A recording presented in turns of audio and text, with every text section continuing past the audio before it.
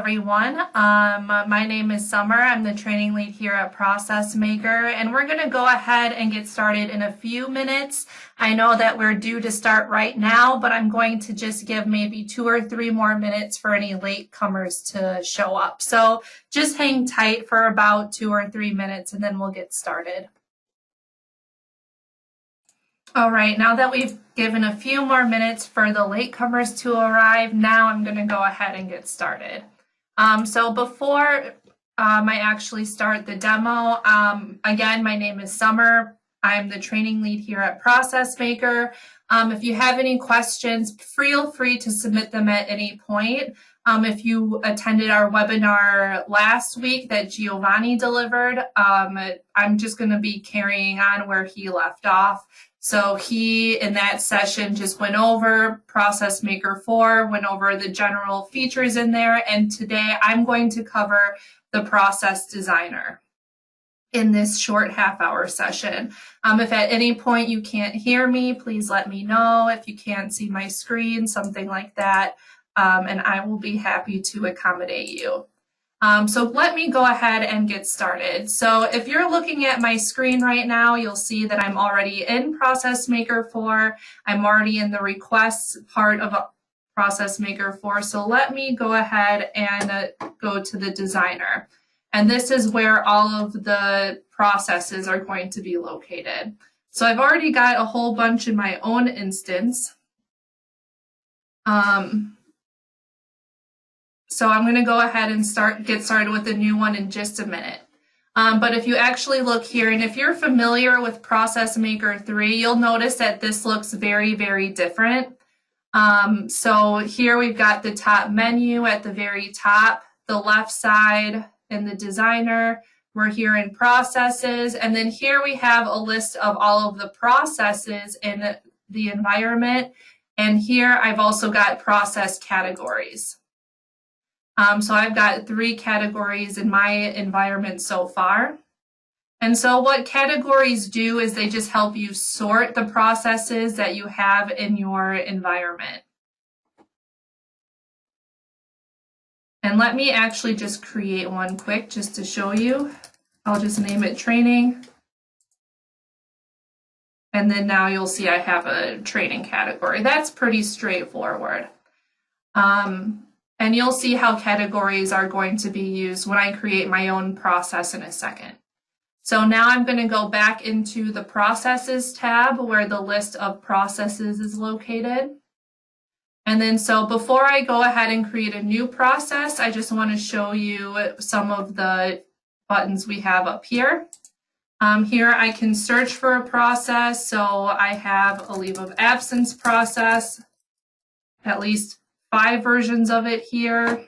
And then here I can just quickly sort through all of my processes as well. Here we've got the category. I've got one finance process here that I can also look for as well. That's one of the uses of categories. Then here I've got this search button in the case that you prefer clicking a button rather than pressing enter. Here I can import a process. So what we can do is export one of the processes in ProcessMaker 4 into a JSON file. Now all of these processes, maybe if you're not a developer, you don't know what a JSON file is, but these are all JSON files that you'll export and then be able to import into ProcessMaker. And I'll show you how this works in just a second. And then this button here also allows me to create a new process, which you will also see me use that in just a second. So let me just show you some of the buttons we have here in the list. So if I take a look at the first one, the invoice approval process, you'll see a bunch of basic information listed here, when it was modified, last modified, created. Here we can edit it. We can configure the basic information, and here we can export it or archive it. And archive it will just remove it from this list of processes and then put it into archived processes. So let me just show you how exporting and importing works quick. So here I can export my process and it will be downloaded. So let me go ahead and go back. Now I'll be able to import that process from my hard drive here. That was the file, and then I'll import it. Sorry, I went through that a little fast. And if you need me to repeat or slow down at any point, please let me know. But here we can see it's been successfully imported. And then we can see the configuration as well. So if you're familiar with ProcessMaker 3, you know that when you import a process, you have to reconfigure all of the assignment rules depending on whether or not you've imported a process into another workspace that you might have running. So here we can also just determine who can start requests. So I've got a few users here and groups. And then here you can just do this quickly. And then the configuration within the process too can be a little bit more complex. But here I've got sort of a basic options here to assign the tasks and everything. So let me go ahead and just save this.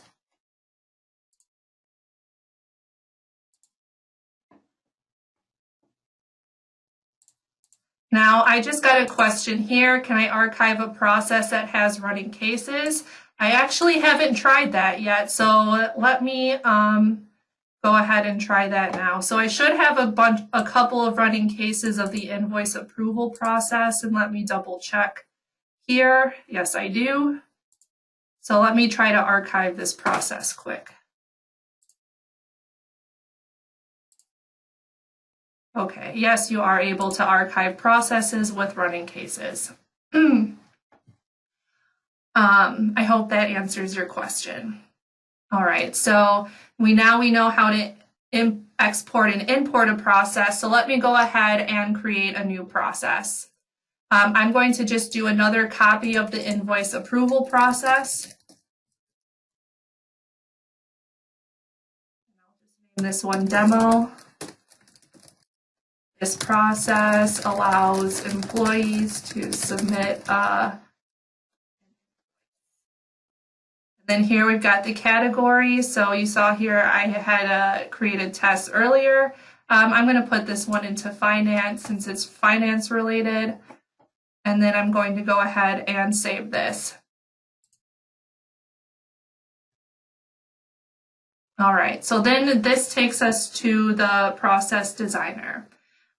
So if you're familiar with ProcessMaker 3, this is going to look pretty different to you. And if you're not familiar with ProcessMaker 3, you're probably at an advantage.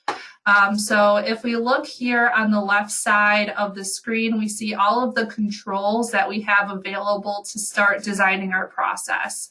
And I'm going to go through these one by one quickly in just a second. And these are all, of course, drag and drop, and you'll see that.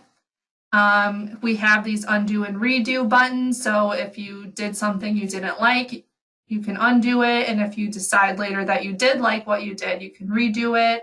We have the zoom here as well. And then here you can see basically a tiny copy of the entire process map. And I'll show you this later when we actually have a process map to look at. Now, here, if we look at the right panel, we'll be able to see the configuration for any element that we add to our process map. And we'll see how this works in just a second. So without any further ado, I'm going to go through the controls that we have available to model our processes. So here we have a start event. And so this is going to start all of our processes. I'm not going to go too much into detail about this. This is pretty straightforward.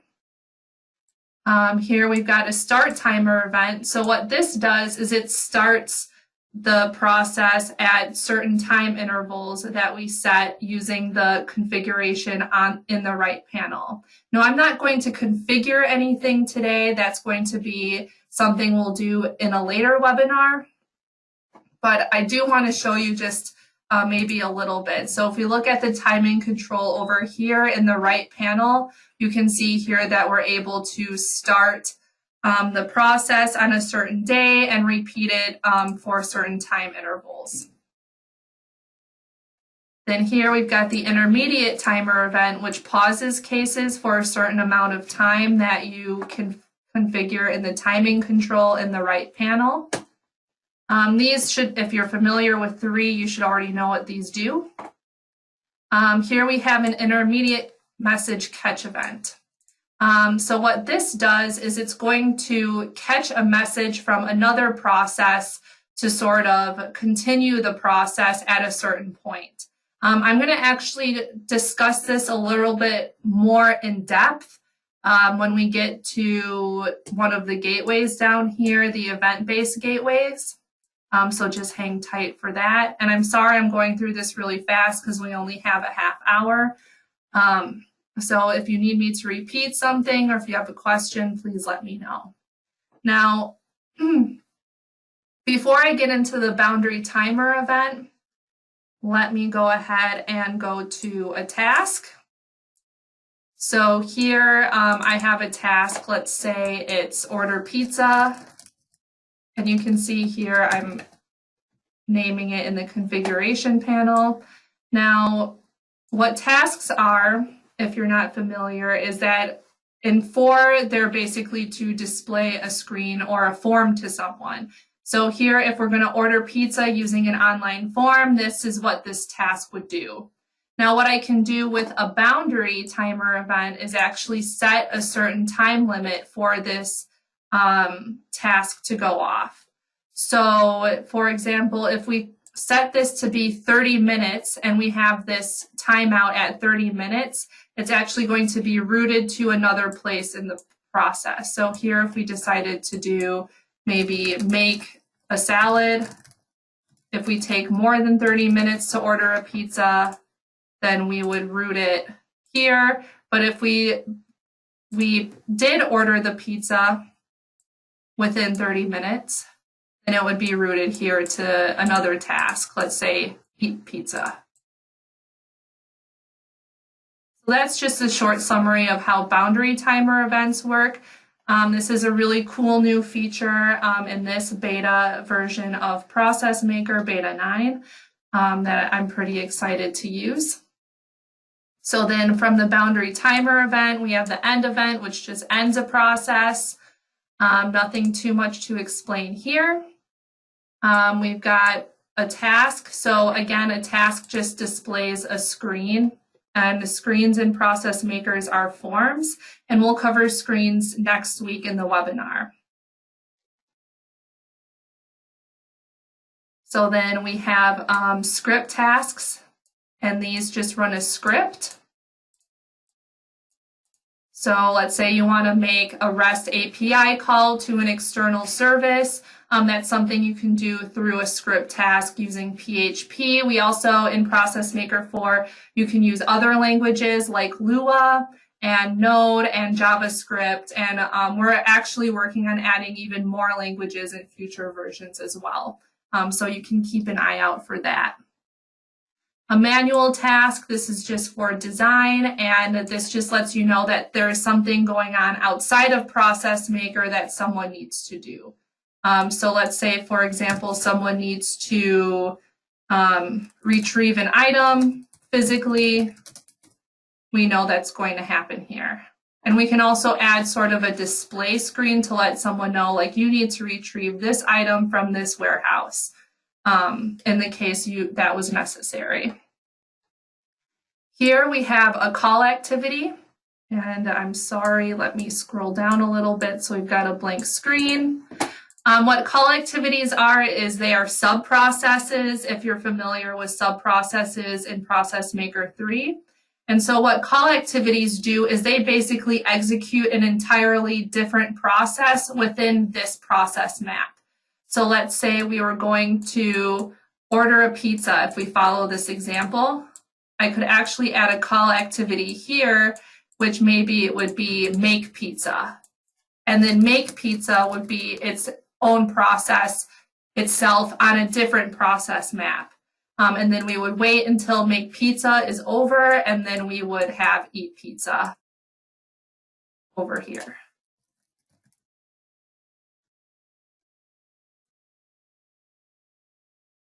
All right. Then here we have our gateways. Now gateways are really important, probably one of the most core features of our designer. So then what exclusive gateways do is they can route to more than one task, but they only follow one path. So let me go ahead and connect these.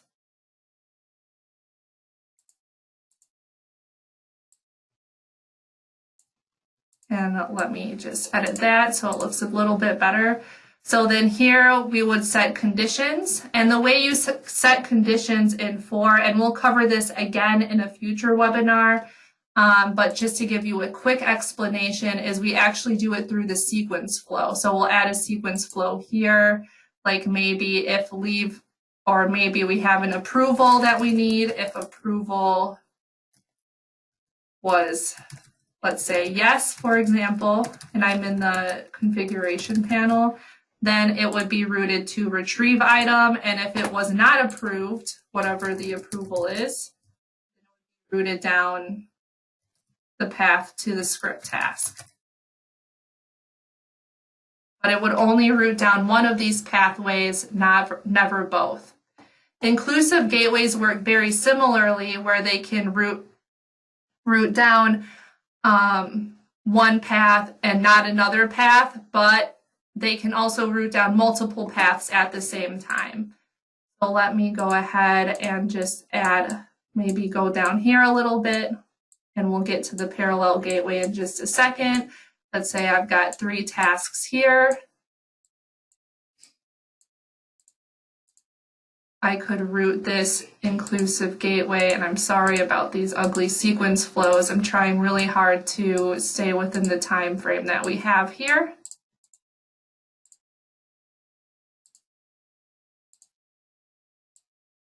All right. So what inclusive gateways do is that you could set a condition for each flow, like we just saw with the exclusive gateway, but it could be routed down 2 pathways at once, only 1 pathway, maybe all 3 pathways. But in the inclusive gateway, what that means is that it can include more than 1 pathway. So again, it could be multiple, all 3, maybe route down 2 to these 2 tasks, but not the 3rd task, or maybe just only 1 task here. Now what parallel gateways do, I'm just going to get rid of this gateway here, is that this parallel gateway would route to all 3 tasks at the same time. So I don't need to set any conditions for the parallel gateway. It would just route to all 3 tasks with no conditions. You do not set conditions for a parallel gateway. It would go to all 3 tasks at once. All right, so let me go on still at the speed of light. So here we've got a pool, and then this is just an organizational boundary, and I'm actually going to save that until last. We've got a text annotation that just allows us to add text directly to the process map for an explanation. So let's say I could say something like the process starts here. Then you just add that text directly to the map there. All right, now if you are familiar with PM3, you're going to find this really interesting, is our event-based gateway. So here we've got an intermediate catch event. Now these event-based gateways, they only connect to an intermediate catch event and a timer event here. So let me show you what happens. So let me just connect these 2.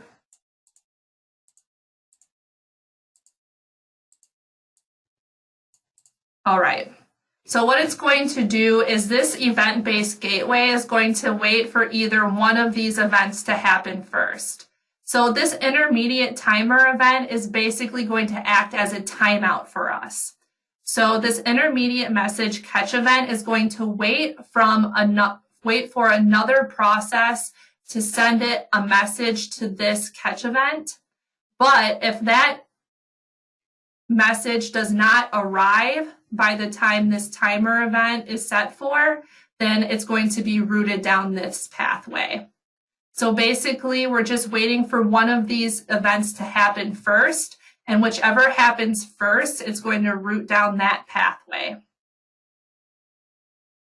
And I hope if that does not make sense to you, please let me know. But basically what we're looking at here is which one happens first. Does the timeout happen here first, or do we receive a message first? And then we're going to route down that pathway, depending on what happens first. Then next we have a send email event. So again, if you're familiar with ProcessMaker 3, you would have done this in an email event. But here we have a send email task, which allows you to send email notifications to any designated recipients that you define here. And you can also use, if someone enters their email address into the process, you can also add that email address into the configuration for the send email event. But basically it says exactly what you think. What it does is that it sends an email notification to whatever email addresses are defined here. And then last but not least, we have actions by email. So here what this does is it sends an email, but the way it is different from a send email task is that here we're sending an email to someone and we need a response from that person. So maybe they get an email that approves the invoice. So they're going to open their email, click either yes or no in the email, and then we're going to get that value back into ProcessMaker and it will complete that task here. And then actions by email was a feature in ProcessMaker 3 if you have the enterprise version, so you might be familiar with how that works. But basically actions by email sends an email to someone who needs to make some sort of decision or take some sort of action, and then we get that, once they take that action, we get that value in ProcessMaker and then route the request to the next step or element in the map. All right, now that I've explained these controls, let me go ahead and build an invoice approval process very quickly for you. And I will hang out, we've only got 5 minutes technically, but I will also hang around if you guys need further explanation or want me to repeat something. So let me go ahead. Actually, let me see if I can just build something here. All right. So the first thing I'm going to do is add a pool. So what it does here is it automatically adds every single element I've added so far into the pool. I'm going to delete everything as quickly as possible.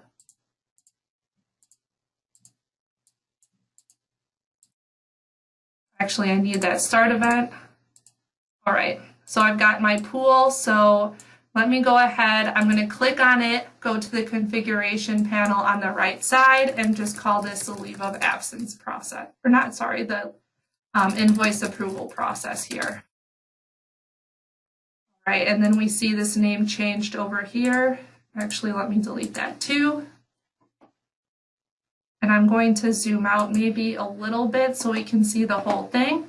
Now the next thing I need to do is add a new lane. So I've got these buttons here that allow me to add new lanes.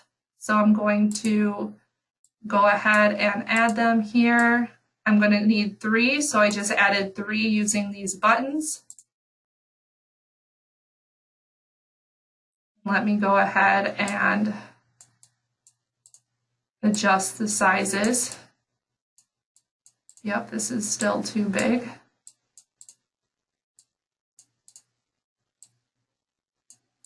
Okay, let's see. All right, this fits now.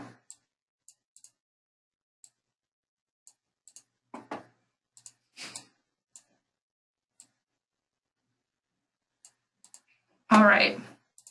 So then I've got my 3 lanes, and I'm going to decide, I've decided to divide it into who the stakeholders in the process are. So I've got an employee that's going to submit the invoice. I've got an approver who will approve or reject the invoice. And then I've got someone in the finance department who is going to execute the payment in the case it's approved. So first of all, I need a start event. So since the employee is going to be the one submitting the request, I'm going to start the process here. Now, I'm not going to get too creative. I'll just change the label here to start request. Then next, I'm going to add a task. And then this is where they're going to fill out the invoice details. So I'm going to call it submit invoice details here. Then after that, the approver is going to need to review the invoice details. So I'm going to add another task here. And I'm going to call this review invoice details. Now, since the approver is going to make a decision to either approve or reject the invoice, I'm going to need to add an exclusive gateway. And this gateway will route the request depending on the decision that the approver makes within the review invoice details task. So I'm going to go ahead and rename this to execute payment.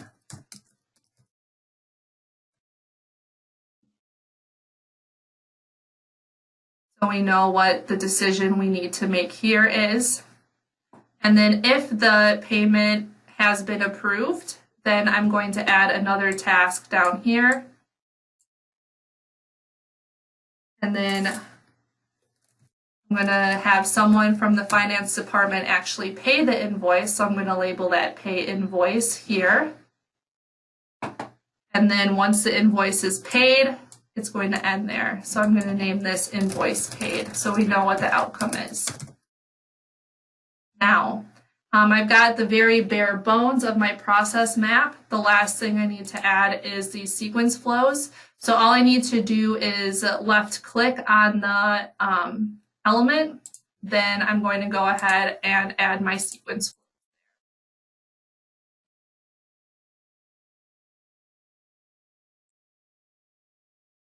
So I'm going to have 2 coming from this gateway. So if the request is rejected, I'm going to route it back to the requester in this first task so they can fix their form. Let me go ahead and fix that quick. And then if it is approved, I'm going to route it down here to the pay invoice task. And then once the invoice is paid, it's going to end the process. All right, so I've got a question here. I'm going to answer in just a second, but I know this was lightning speed. I had to finish this in a half hour, but I'm going to stay a couple more minutes in the case you guys have any additional questions or you need me to repeat something. But at this point, you have a general knowledge of all of the tools that we have to model your processes.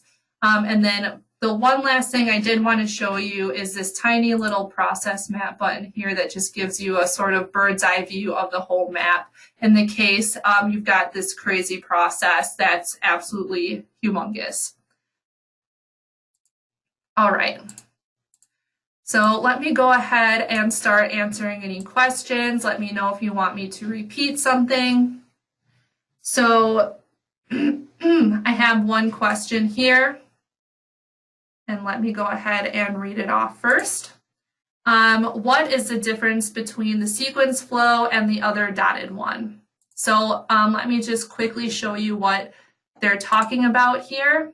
So if I click on these elements, and actually let me just delete this flow here just so you can see it more clearly, is I've got 2 options for these sequence flows. I've got this bold one here and this dotted line here. So we've got one that's a sequence flow and one that's a message flow.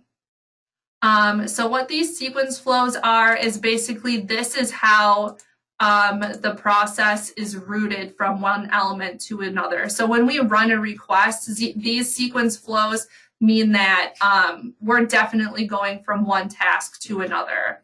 But basically what the message flows do is we know that we're about to send a message to maybe another part of the process or maybe another sub-process so that we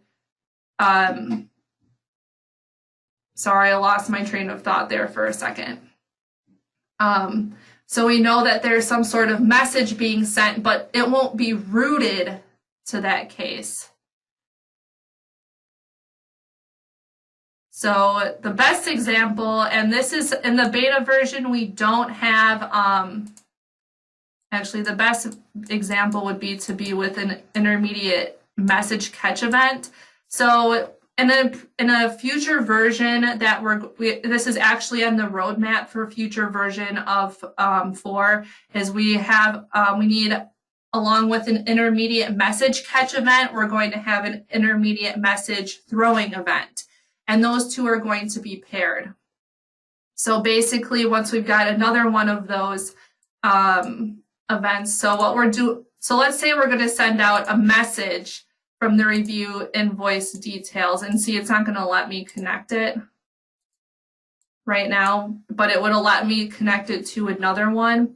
But it just basically means we're sending a message from one part of the process to another. And so once that message is sent, it's going to be caught by this message catch event, but it's not necessarily going to be routed, because you could have maybe, like if the message is coming from another process, that process would continue where it is from the sequence flow, but it would also be routed, or the message would be sent here too.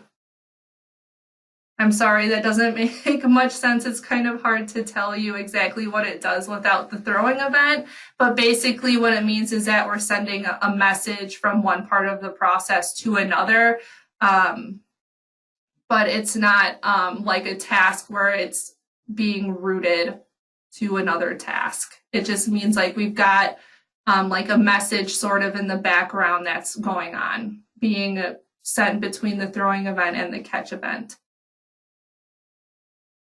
All right, do we have any other questions? I see something, hold on. Okay, yes. All right, I've got another question. I have not seen the sub-process functionality in all beta versions so far. So I did not have time to prepare an example for you today of the sub-processes. But basically, it's a call activity. In 4, it's called a call activity. So if I actually look, let me go ahead and go to call activity. And if we actually see in the configuration here, we could select another process to start running at that point. So this is a sub-process here. Does that answer? I hope that answers your question. Let me know if it doesn't. Okay. Great. Do you guys have any more questions? Need me to repeat anything about the designer? And I'm going to hang on for a second for you guys to type out. I know it's a little bit awkward in the GoToWebinar. Okay, someone has one more question, so I'm going to go ahead and hang on. Take your time. Oh, and then while you guys are typing out your questions, let me actually give you a link to the documentation.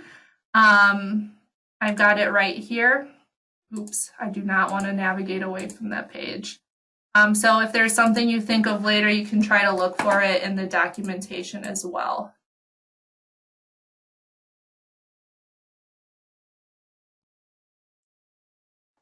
All right. Someone says, I think sub-processes have a plus icon as in the BPMN standard. I actually haven't looked at the BPMN standard for a really long time. However, I will let the development team know that if it has a plus icon, then it should have a plus icon. But thank you for pointing that out. I can let the dev team know that in order, like if that is the standard, then we should follow it. All right, I've got one question. Saving did not work on a beta version I tested. When you finish drawing a process flow and save, does not get saved and all data gets lost. Has that been resolved? I've actually not had that problem happen to me in beta 9. Do you know what beta version you're using? What I've encountered with this beta version is it sometimes takes a while for your process to load, but it's still there. Beta 6, yes. You're 3 betas behind. So I think it's safe to say that it's been resolved because I personally haven't encountered it.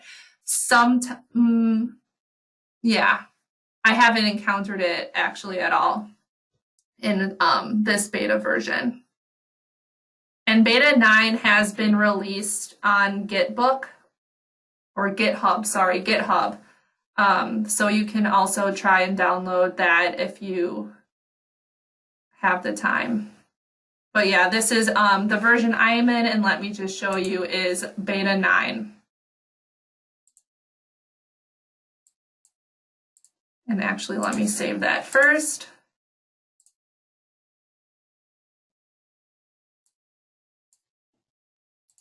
Yeah, what I would do is download the latest version of the latest beta version and then try to see what elements are missing, because here you can't, like in my beta version, so what she's saying is we do not have the functionality to reuse components. What we mean by reusable components is that you can use basically any screen in your environment and any process in your environment. If you're familiar with ProcessMaker 3, the forms were limited to the process that you made them for. Whereas in ProcessMaker 4, you can reuse forms for any process. So let me just show you a list of all the screens I have here. Now, the one thing is that you do have to watch out for the type of screen. So for certain things, you can only use a display type screen or an email type screen. So sometimes, like, you wouldn't be able to use a form type screen for a send email task, for example. In that case, you would have to make an email type screen for the send email task. However, if we do look, let me just show you a quick example. So if I go to my designer, and this is not really designer related, but I'm going to go ahead and answer the question anyway.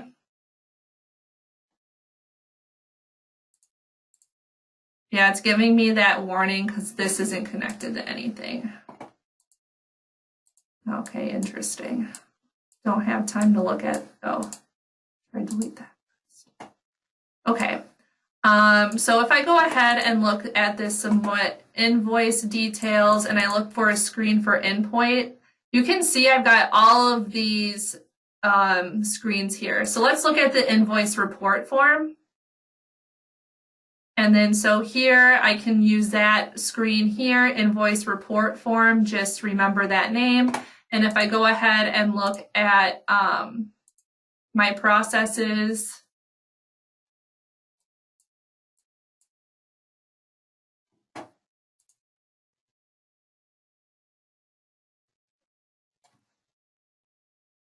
here, and I look at the fill and leave request form, I can also actually look for invoice report form here.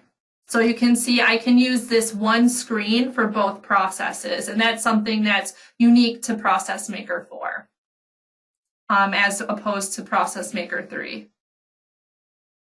And then you can also use like scripts as well. I'm not going to show you that just for the sake of time, but it basically works the exact same way where if you look at the configuration for a script task, you can search from all of the scripts you have saved in your environment. Because if you actually go to the designer menu and you look here, scripts and screens are actually built here in a place apart from the process. So then you can just reuse those elements in any process. So sorry, let me go back to the questions here. Someone says, I feel that rich text could be improved. All right, so we're totally off the topic of the designer right now. So if you don't have any other designer related questions, you can feel free to log off at this point. But I'm going to go ahead and stick around. So someone says, I feel rich text could be improved. Can you tell me how you feel it could be improved? Let me go ahead and go to a screen just to show you. And maybe it has been improved since beta 6. So let me create a new screen very quick.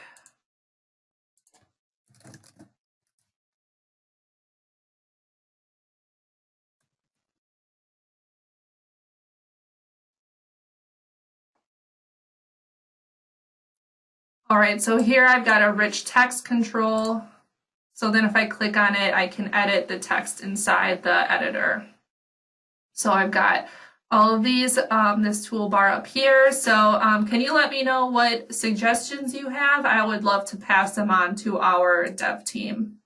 I can't make any guarantees, but I can tell you I'll pass them on. Sorry, I'm still waiting for the suggestion. Still here. And if you guys have any further questions, feel free to submit them. And if you have no more questions, feel free to leave. Okay. Can we email you after to the email that you used to register for this webinar, and then we can you can let us know a little bit more in detail, because I think this seems like a little bit more explanation than time. Okay, cool. So I'll be in touch with you after this webinar. Thanks you guys so much for attending. Next week we will go over screens with Giovanni. We and him are switching them off. Thank you guys so much for attending. Any input is also appreciated, as well, as we're still tweaking and making improvements. So, feel free to let us know. You can contact us at training@processmaker.com. That's our email. Again, training@processmaker.com. My name is Summer again. Thank you so much.